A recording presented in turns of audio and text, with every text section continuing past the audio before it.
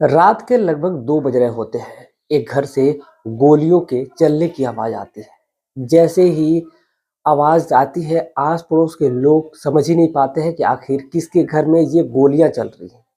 4 बार firing होती है और जैसे ही फायरिंग होती है, लगभग फायरिंग के 10 मिनट बाद एक घर में शोर होना शुरू हो जाता है। जैसे ही लोग इस आवाज़ को सुनते हैं, अपने-अपने घरों से निकल कर के उस घर की तरफ भाग जाते हैं।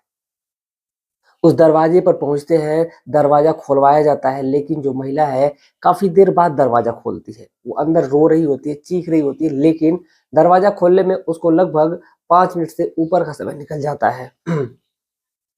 लेकिन जैसे ही महिला दरवाज़ा खोलती है, जो आस-पड़ोस के लोग इकट्ठा हुए थे, उस कॉलोनी के लोग जमा हुए थे, वो लोग उस औरत से पूछ रहे थे कि आखिर वजह क्या है? आखिर गोलियाँ यहाँ चली है? क्या आपके घर पे गोली चली है? वजह क्या है? इस पर जो महिला होती है कुछ बोलती नहीं है, बस चीख रही होती है, चिल्ला रही होती है, रो रही होती है और बस इतना ही वो अपने मुँह से कहती है कि उसके पति की किसी ने गोली मारकर हत्या कर दी है। जैसे ही लोग सुनते हैं, सभी लोग हैरान रह जाते हैं, परेशान हो जाते हैं कि आखिर ये क्या?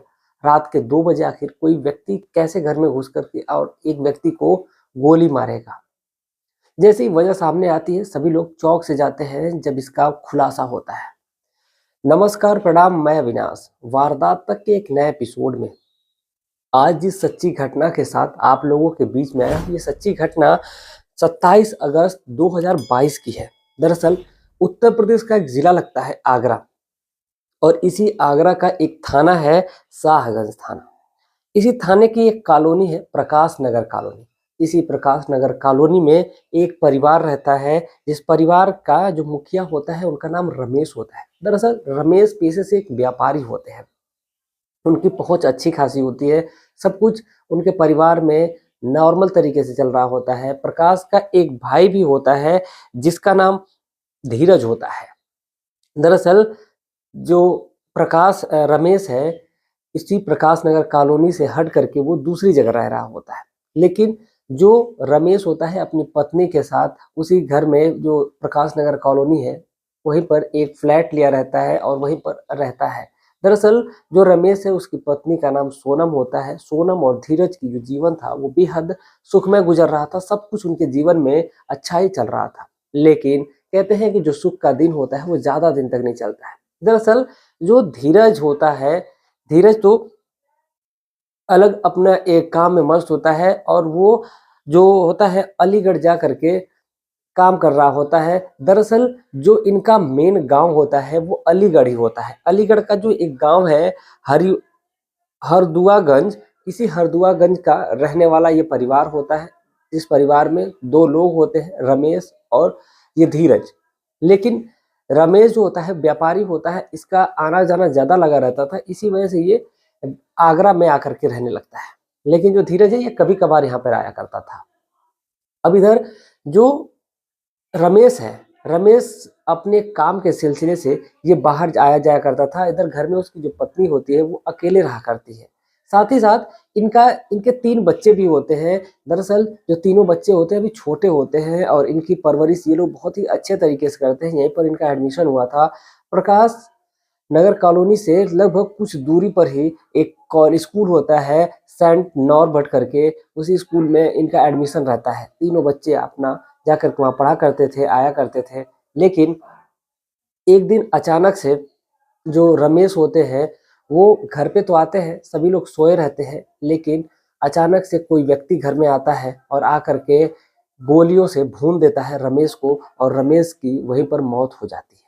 दरअसल जैसे ही रमेश की मौत होती है, आस-पड़ोस के लोग इकट्ठा होने लगते हैं। जब महिला चिल्लाती है गोलियों की आवाज़ को सुन करके, सभी लोग सुन पूछते हैं कि आखिर वजह क्या है? आखिर कैसे ये हो गया? तो जो महिला है वो कहती है कि मुझे कुछ भी नहीं पता, पता नहीं कौन रात को कैसे घर में घुस गया है और घुसने के बाद से तुरंत मेरे पति के ऊपर फायरिंग किया है और उसके बाद वहाँ से वो सीधा चला गया है। बाकी उसने किसी को कोई भी नुकसान नहीं पहुँचाया, लेकिन पति के अंदर 4 गोलियाँ उसने मारी और मार करके मौके से फरार हो गया। दरअसल जो महिला होती है उसका ये स्टेटमेंट होता है, लेकिन जब वहाँ पर मौके पर पुलिस आती है, पुलिस को आते-आते लगभग 3 बज जाता है। जो आस-पड़ोस के लोग हैं बॉडी को पोस्टमार्टम के लिए लेके जाना ही नहीं दे रहे थे। पुलिस वहाँ पर बड़ी मुशक्कत करती है, लेकिन लोगों को समझाती है, बुझाती है, लेकिन लोग समझने के तैयार ही नहीं होते हैं। कहते हैं कि इस कॉलोनी में अगर कोई सुरक्षित नहीं है, बताइए आपकी पुलिस कर क्या रही है? गश्त भी नहीं करती है, रात के टाइम घर में घुस करके मर्डर हो जा रहा है, आखिर ये हो क्या रहा है? ये कॉलोनी सेफ नहीं है। तमाम लोग बवाल काटते हैं, लेकिन पुलिस अपना काम करने के लिए तत्पर होती है, वो एक्टिव होती है, वो कहती है कि आप हमें वक़्त दीजिए, हम अपराधी को जल्द से जल्द ढूँढ लेंगे। अगर आप लोग ऐसा ही करेंगे तो जो अपराधी है बहुत दूर निकल जाएगा और हमें उसको खोजने में बड़ा ही मुशक्कत करनी पड़ेगी।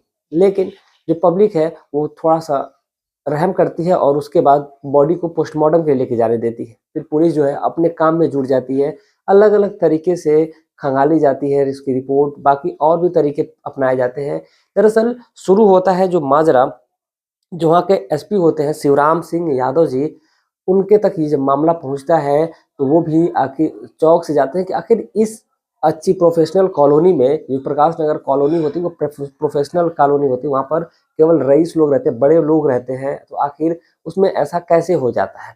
वहाँ सिक्योरिटी गार्ड भी था, सब कुछ था, लेकिन उसके बावजूद इतनी हैवानियत तरीके से उस व्यक्ति की हत्या कर दी जाती है।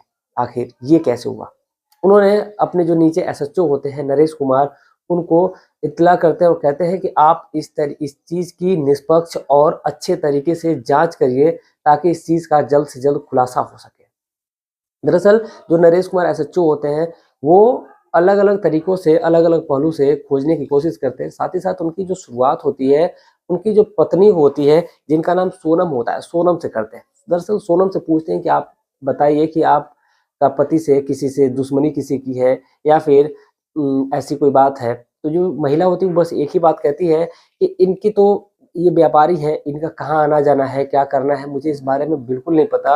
अब ये क्या करते हैं, क्या नहीं करते हैं, ये इनका तो सब कुछ नॉर्मल रहता है, लेकिन किसी का ना ही फ़ोन आता है ज़्यादा, लेकिन ये तो बहुत ही अच्छे दिल के इंसान होते हैं, लेकिन बाहर इनका क्या है, मुझे कुछ भी नहीं पता। पुलिस जो होती है अपने काम में फिर भी जुटी रहती है। दरअसल पुलिस जो रमेश होता है, रमेश की फ़ोन डिटेल खंगालती है, बाकी तमाम जो चीज़ें होती हैं सब कुछ खंगालती है और उसके बाद फिर कोई भी सुराग हाथ नहीं लगता है। तो फिर जो पुलिस है थक-हार करके, लेकिन फिर पुलिस के दिमाग में एक चीज़ आती है, जब नरेश कुमार थाने में अपने बैठे होते हैं, तो उनके दिमाग में एक चीज़ आती है कि आखिर उस जो ये कॉलोनी है वो तो अच्छी खासी कॉलोनी है, प्रोफ़ेशनल कॉलोनी है, तो उसमें सीसीटीवी कैमरा ज़रूर लगा होगा। वो तुरंत अपनी टीम के साथ उस कॉलोनी में पहुँचते हैं प्रकाश नगर और वहाँ से जो सीसीटीवी कैमरे होते हैं उसकी फुटेज कलेक्ट करने की कोशिश करते हैं। लेकिन जैसे ही फ़ोटो कलेक्ट कर रहे हैं कि एक व्यक्ति है जो उस घर में तो सही तरीके से आ रहा है, अच्छे तरीके से आ रहा है, मतलब कि चल कर के आ रहा है, लेकिन जब वो भागता है, तो वो भागता हुआ दिखाई तो देता है, लेकिन जो गेट है उसके दूसरे साइड से निकल कर के वो भाग रहा है। यानी कि कहीं न कहीं जो अपराधी है उसने गोली तो मारी थी घर में घुस करके, लेकिन आया तो था वो सीधे रास्ते से, लेकिन गया था वो पीछे के रास्ते से। कहीं न कहीं ये जो अपराधी, इसने पहले घर का पूरा मुआयना अच्छे तरीके से कर लिया था कि कौन उस घर में कहाँ पर सो रहा है, कहाँ पे रह रहा है, कैसे निकलने का रास्ता है, जो भी चीज़ें हैं उसके लिए सब कुछ नॉर्मल होती है।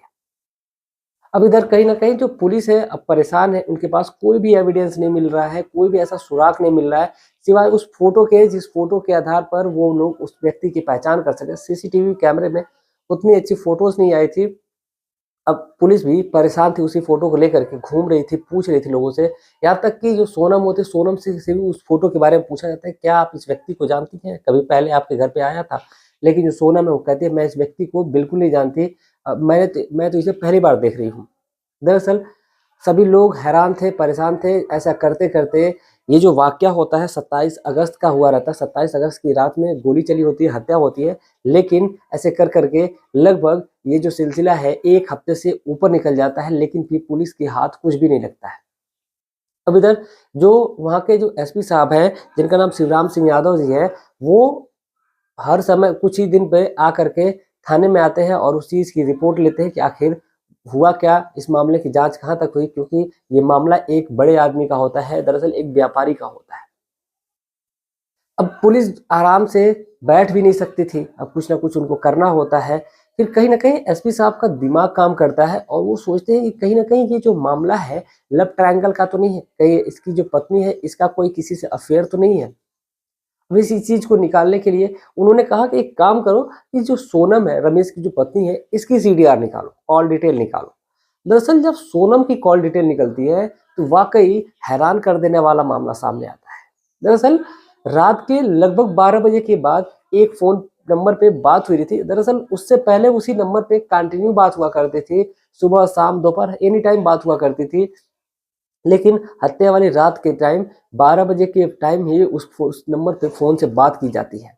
अब कहीं न कहीं जो शक की सुई है वो सोनम की तरफ खड़ी होती है, लेकिन सबसे बड़ी चीज़ ये है कि जो सोनम है, अब सोनम को पुलिस ऐसे उठा नहीं सकती है। दरअसल बिना एविडेंस के एक तो उनके पास 3 बच्चे हैं, वैसे ही वो अनाथ हो गए हैं। साथ ही साथ उनकी जो माँ है, अगर पुलिस को उनको भी उठा लेगी तो जो कॉलोनी वाले हैं, आस-पड़ोस के जो लोग भी हैं वो भड़क जाएँगे कि आखिर आप ऐसे कर रहे हैं, कैसे कर रहे हैं? डायरेक्ट एक महिला को कैसे उठा कर के लेके जा रहे हैं? इसलिए उन्होंने जो नंबर होता है उस नंबर को उठाते हैं, तो दरअसल वो नंबर कोई और नहीं बल्कि जो रमेश होता है उसका भाई होता है धीरज। ये धीरज का होता है जो अलीगढ़ में रहता है। अलीगढ़ का जो गाँव मैंने आपको बताया, हरदुआ गाँव गंज, उसी गाँव में ये रहता है। और वहीं इससे इससे बातचीत होती है। पुलिस वहाँ से उसको जब धीरज को उठाती है, फिर धीरज से जब पूछताछ पुलिस करती है, तो धीरज बड़ा ही बेबाकी से कहता है कि उसने इस कत्ल को अंजाम ही नहीं दिया। दरअसल जैसे ही वो ऐसे कहता है तो फिर पुलिस उसको फ़ोटो दिखाती है कि ये आते हुए भी तुम हो, जाते हुए भी तुम हो। अब या तो तुम नॉर्मल तरीके से बता दो या तो फिर हम अपने तरीके से पूछताछ करेंगे। तो फिर जो धीरज है, कहीं न कहीं वो बिना डरे बात जवाब दे रहा था। वो सोच रहा था कि वो पुलिस को चकमा दे देगा। लेकिन फिर पुलिस जब अपने पे आती है, तो फिर उसने जब उसकी तोड़ाई शुरू की और फिर अपने तरीके से जब पूछताछ शुरू की, तो फिर जो धीरज है, वो एकदम बकने लगता है और सारी सच्चाई सामने उगल के रख देता है। दरअसल वो बताता है कि वो धीरज और जो उसकी भाभी है सोनम, इन दोनों के बीच में अफ़ेयर होता है। अब जैसे ही ये बात सम निकल के सामने आती है, फिर पुलिस की एक टीम जो एसएचओ नरेश कुमार जो होते हैं, वो तुरंत वहाँ से भेजते हैं और कहते हैं कि जाइए सोनम को उठा कर के लेके आइए। अब सोनम आने वाली होती है, उससे पहले जो धीरज है, वो सारी बातें बता रहा होता है। दरअसल इसकी जो शुरुआत होती है बेहद पहले से होती है, गाँव से ही इसकी शुरुआत हो गई रहती है और इन दोनों के बीच में हँसी-मज़ाक देवर और भाभी के बीच में चल रहा होता है। साथ ही साथ जो रमेश होता है, वो अपनी पत्नी को लेकर के जब ये आगरा जैसी सिटी में आ जाता है और ये जो शाहगंज थाना का प्रकाश नगर कॉलोनी है, यहीं पर आकर के रूम ले लेता है और फिर वो काम के सिलसिले में आए दिन इधर-उधर रहता है और साथ ही साथ जो धीरज है और जो सोनम है, इन दोनों के बीच में फ़ोन पे बातचीत हुआ करती थी। जो धीरज है, वो कभी-कभी काम के सिलसिले में आगरा भी आ जाया करता था और आकर के वहीं पर रुका करता था और अपनी भाभी से हँसी-मज़ाक इन दोनों के हुआ करते थे और बातचीत हुआ करती थी। साथ ही साथ ये बातचीत हँसी-मज़ाक का सिलसिला कब प्रेम में बदल जाता है, इन दोनों को पता ही नहीं चलता है। दरअसल जो रमेश होता है वो कई दिनों के लिए कभी-कभी बाहर चला जाया करता था, इसी बीच धीरज आया करता था और इन दोनों के बीच में धीरे-धीरे संबंध बनना शुरू होते हैं और जो संबंध बनने का सिलसिला है जब एक बार शुरू हो जाता है, तो फिर थमने का नाम ही नहीं लेता है और फिर इन दोनों के बीच आए दिन संबंध बनते हैं। जो धीरज है, काफ़ी टाइम आकर के यहीं पे गुज़ारा करता था, लेकिन एक दिन वो दोनों शारीरिक संबंध बना रहे थे, इसी बीच जो है रमेश होता है किसी काम के सिलसिले से वो वापस आ जाता है और उन दोनों को देख लेता है।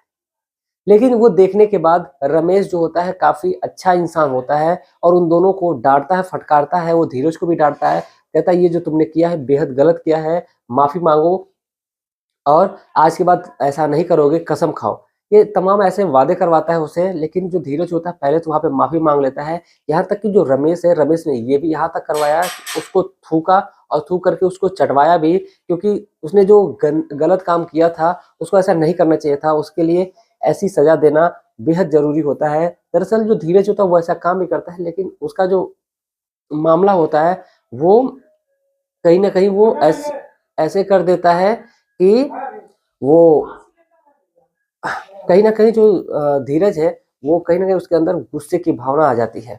अब जो धीरज है, वो अब रात में बदला लेने की सोचता है और फिर वो उसके पास गन तो पहले से रखी होती है और फिर उसी गन से वो अपने ही भाई रमेश को गोलियों से रात को भून देता है और उसके बाद वहाँ से फरार हो जाता है। दरअसल वहाँ से पहले तो वो जाने का नाटक करता है कि वो चला गया है, लेकिन रात को जैसे ही वो जाता है, कुछ समय बाद फिर वापस आता है, यानी रात के लगभग वो 1 बजे करीब घर में घुसता है और घुस करके अपनी भाभी के सहारे वो दरवाज़ा जब उसकी भाभी खोलती है तो घर में घुसता है और घुस करके अपने ही भाई को गोलियों से मार भून देता है।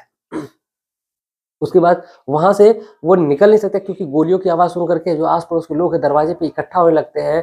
तो जो महिला होती है अब वो भी चीखने चिल्लाने का नाटक करने लगती है। उसको लगता है कि इस ऐसे कर देने से किसी को पता नहीं चलेगा और वो रमेश को भगाने जो रमेश होता है, रमेश का जो कातिल होता है धीरज को भगाने के लिए वो सीढ़ी का दरवाज़ा खोलती है। लेकिन जो धीरज होता है वो जो टीवी का डाटा केबल होता है उसी के सहारे वो उतरने की कोशिश करता है बेल्ट फँसा करके, लेकिन वो टूट जाता है तार और इसीलिए उसके पैर में फ्रैक्चर आ जाता है। वो लंगड़ाते हुए किसी तरह वो पहुँचता है बाहर। फिर वहाँ से ऑटो लेता है, ऑटो से फिर बस लेता है, बस से फिर वो अपने गाँव जाता है। लेकिन अपराधी कितने भी तरीके से शातिर तरीके से मर्डर को अंजाम दे, लेकिन वो पुलिस की निगाहों से बच नहीं सकता।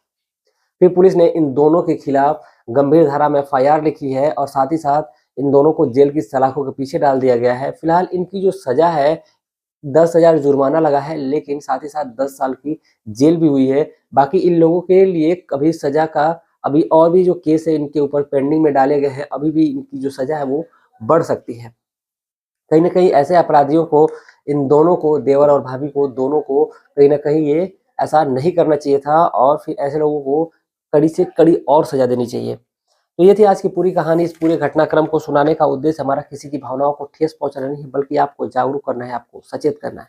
जाते-जाते कुछ हमारे दोस्त हैं जिन्होंने कमेंट करा है, मैं उनके नाम लेना चाहूँगा। ममरेज़ खान जी हैं, विजय सिंह जी हैं, राजेंद्र सिंह जी हैं, चंद्रजीत सिंह जी हैं, अरविंद कुमार जी हैं हापुड़ उत्तर प्रदेश से, राहुल जी हैं, भोला साहनी जी हैं, कनिया गुरु लफरेबाज जी है, इनका कोई चैनल है, नसीमुद्दीन भाई जी हैं, तफसीर अहमद जी हैं, नरेश पुरी गोस्वामी जी हैं, डी.ए. कुरैशी बम्हनीपुर उसराहा हार इटावा उत्तर प्रदेश से है। आप तमाम लोगों का तहे दिल से शुक्रिया कि आप लोग इतना प्यार और सपोर्ट बनाए रखे हैं। उम्मीद है कि ऐसे ही अपना प्यार और सपोर्ट बनाए रखेंगे। मिलते हैं कल एक और सच्ची घटना के साथ। तब तक के लिए जय हिंद, जय भारत।